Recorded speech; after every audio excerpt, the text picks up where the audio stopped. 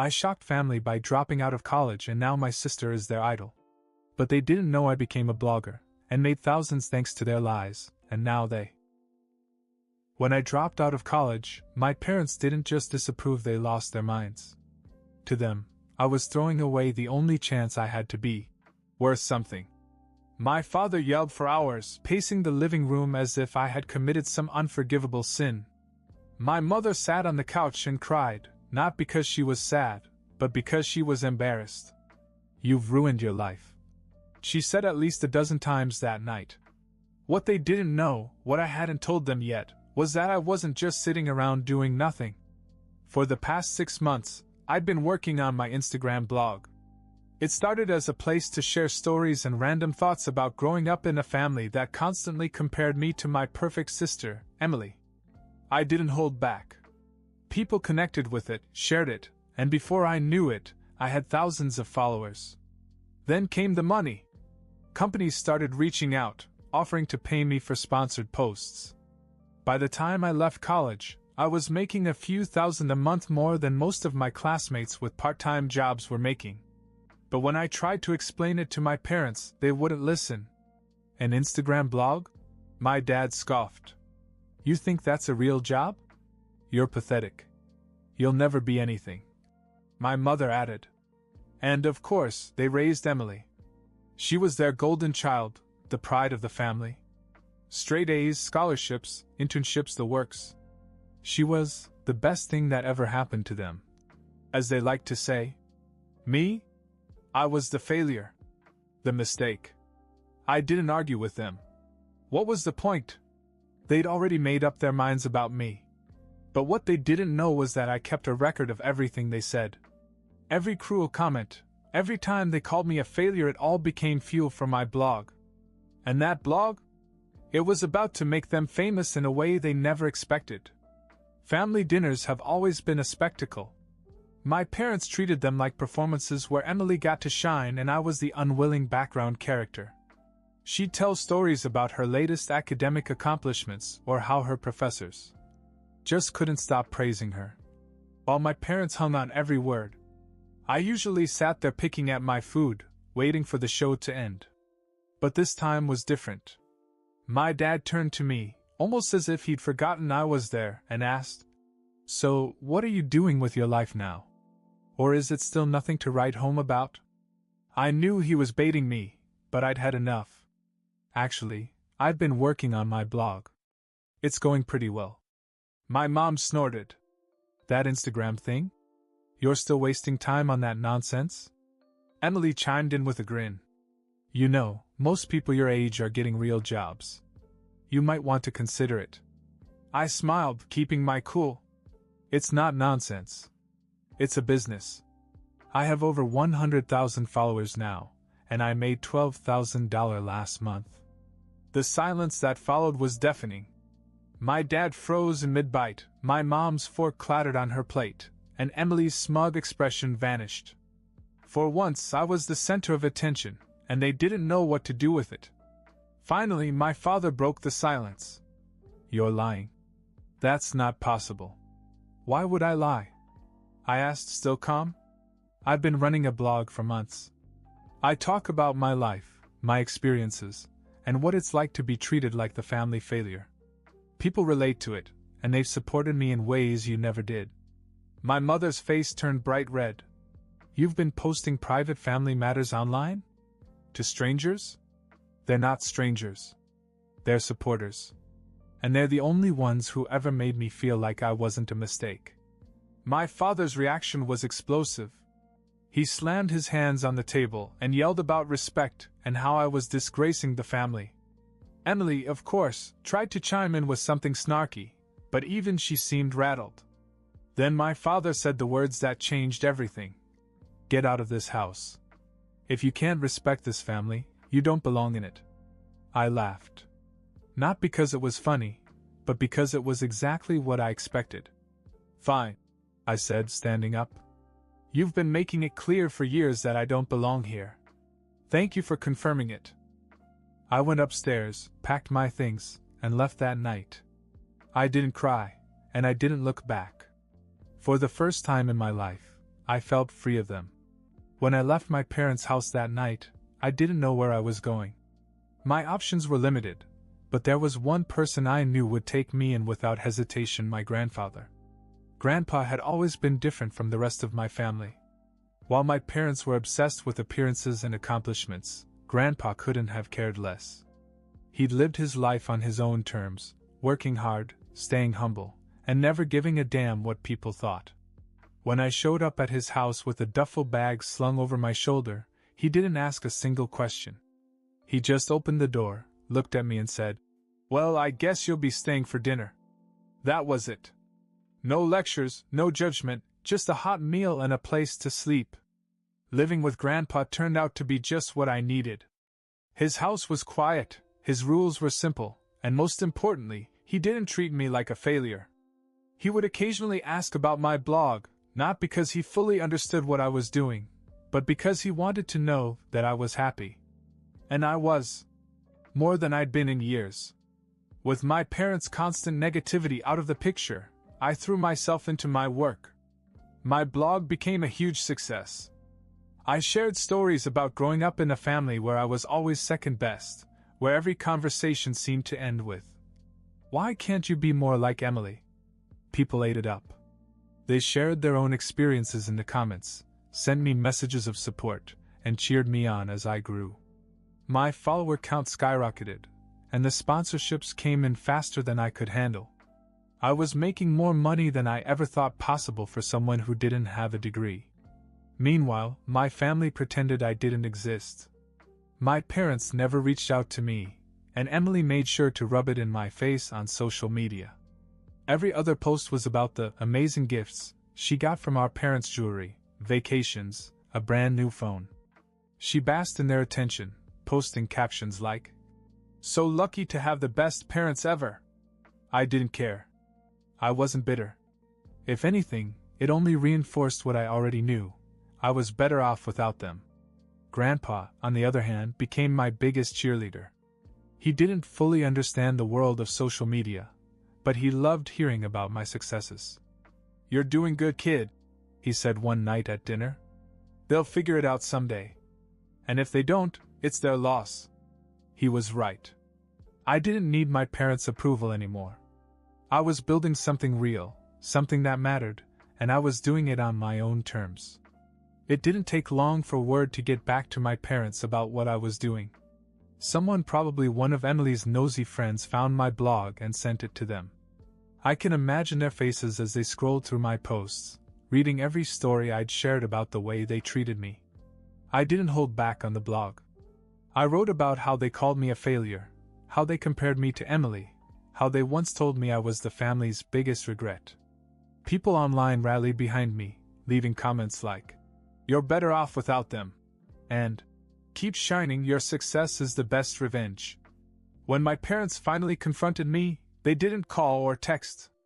They let Emily do it. She sent me a message dripping with passive aggressiveness. "Mom and Dad saw your little blog. They're furious, by the way. How dare you broadcast our private family business to strangers? It's disgusting. You're embarrassing them. You're embarrassing me." I didn't answer. What was the point? A week later, I got a message from my dad, short and cold. "Take that garbage down. You're embarrassing this family. You're not welcome back until you do." I laughed when I read it. Welcome back? As if I wanted to come back to a house where I'd be treated like a disappointment?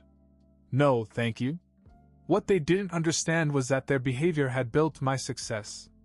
Every cruel word, every dismissive comment, every time they made me feel less than, they had given me the material that made my blog explode. I thought about responding to my father's message, but in the end, I just let it sit there, unread. Let them stew. Let them watch from the sidelines while I flourished. They couldn't handle the truth, and it wasn't my problem anymore. I wasn't surprised when they showed up at Grandpa's house. My parents were nothing if not predictable, and when they realized I wasn't going to take down my blog, they decided to escalate things. I heard the knock on the door and looked out the window. Sure enough, there they were, my mom, my dad, and Emily, all looking furious. Grandpa looked at me as I got up from the table. Should I tell them to go away? He asked, half joking. I shook my head. No, I'll do it. When I opened the door, my father wasted no time. We need to talk, he said, pushing his way inside without waiting for an invitation. My mom and Emily followed close behind, their faces set in matching scowls. Fine, I said, leaning against the wall. Talk. My dad started immediately. What you're doing is illegal. Recording private conversations without consent, sharing our personal lives online. You can't just air dirty laundry like that.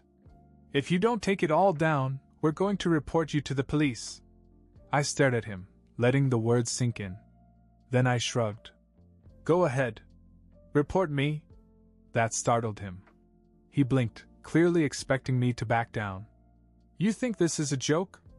No, I said calmly. I think it's hilarious. You're not angry because I broke any laws. You're angry because people are finally seeing the truth about you. And for the record, I didn't record anything without permission. Everything I've shared is my own experience, and I have the receipts to prove it. My mother tried to chime in, but I cut her off. You've spent my whole life trying to control me, and now that you can't, you're scrambling. It's pathetic. And honestly, I don't care anymore. That was the moment they realized they had no power over me. My dad's face turned red, my mom looked like she was going to cry, and Emily just folded her arms and glared at me like I'd committed some unspeakable crime. Then Grandpa came into the room, wiping his hands on a tea towel. If you're done wasting my grandson's time, he said, you can see yourselves out. This is not your house, and you're not welcome to bully him here. They didn't argue with Grandpa. They knew better. My dad mumbled something under his breath. My mom turned on her heel, and Emily gave me one last look before they all stormed out. After my parents and Emily stormed out, I sat at the kitchen table, still trying to process everything. Grandpa poured himself a cup of coffee, leaned against the counter, and gave me a long, thoughtful look. You're not letting this get to you, are you? He asked. I shook my head. No. I mean, I'm used to it by now. But I hesitated, not sure if I wanted to say it out loud. But what? Grandpa asked, sitting across from me. I sighed. I just don't get it. Why do they hate me so much? What did I ever do to them? They treat Emily like she's some kind of saint, and act like I'm some mistake they're stuck with. Grandpa didn't answer right away. He sipped his coffee, his eyes distant, as if he was thinking hard about something. Then he set the cup down and leaned forward. Are you sure you want the truth? He asked. I nodded. Of course. He let out a heavy breath. Your parents didn't plan on having you. When your mom got pregnant with you, they were in a bad place, fighting all the time, struggling with money. They thought having another child would make things worse, not better. I felt a strange mix of emotion, shock, anger, and a strange kind of clarity. So they didn't want me? Grandpa shook his head. At first, no. But it's not just that. After you were born, they realized something: they couldn't control you like they could Emily. You weren't the type to follow their plans or fit into their perfect little picture of what life should be like. And instead of trying to understand you, they resented you for it. I sat back and let his words sink in. It made sense in a painful way. All my life I'd felt like an outsider in my own family, like I could never live up to the image of the ideal son they wanted. Now I knew why. But why would they treat Emily so differently? I asked. Grandpa smiled bitterly.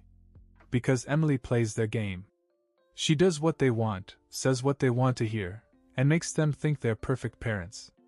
They're not. And that scares them. I sat there in silence, trying to make sense of it all. Part of me wanted to feel hurt, but another part of me felt relieved, like I finally had an answer to a question I'd been asking my whole life. Grandpa reached over and squeezed my shoulder. Listen, kid. You're not the problem. They are. And if they can't see the good in you, that's their loss. Don't waste another second trying to please people who don't deserve you. I nodded, swallowing the lump in my throat. Grandpa was right. I didn't need their approval. I never had it. After Grandpa's unexpected revelation, I threw myself into my blog even harder. The truth about my parents, their favoritism, and their disdain for me became a running theme. My audience loved the raw honesty, and each video I posted brought in more views, more followers, and more support. One day, while brainstorming content ideas, I noticed a recurring question in the comments. Where are your parents now? Do you ever talk to them? The more I saw it, the more it stuck in my head. I wasn't in touch with them, but I was intrigued by the idea of showing people how things really were. So, as a joke, I decided to go back home and film the experience. The plan was simple: show up at the house, record their reaction, and leave. I wasn't expecting much more than some awkward conversation and maybe a few heated words. What I got instead was chaos. I knocked on the door, camera rolling, and waited. My mom answered, her expression going from surprise to anger in about 2 seconds. "What are you doing here?" she snapped. "I thought I'd come by and say hello," I said, keeping my tone light. "You know, for old time's sake. Turn that thing off," she said, pointing at my camera. "No can do," I replied. "My followers have been asking for you. I thought it was time to give them an update." By then, my dad had joined her at the door. He took one look at the camera and exploded. "You think this is funny? You've humiliated us enough with your stupid videos. Get out of here!" I stayed calm, even though part of me wanted to laugh at how predictable they were. "Relax. I'm just here to see if you miss me. We don't want you here," my mother hissed. "You're nothing but an embarrassment. Get off our property." At that point, Emily appeared in the background, grinning like she'd won some invisible contest. "Still trying to make yourself relevant?" she said. "Pathetic." I didn't argue. I just smiled, waved to the camera, and said, "Well, folks, there you go. Family reunion over." As I walked away, I knew I had struck gold. When I uploaded the video, it exploded within hours. People couldn't believe how toxic my family was, and the comments poured in with support. By the end of the week, the video had over 2 million views, and my follower count skyrocketed. Brands reached out with bigger offers, and my income took another jump. My parents had tried to cut me out of their lives, but they'd only made me more successful. It was poetic. In a way, everything they did to push me down only helped me soar higher. Watching that video get millions of views was surreal. It wasn't just the numbers, it was the comments.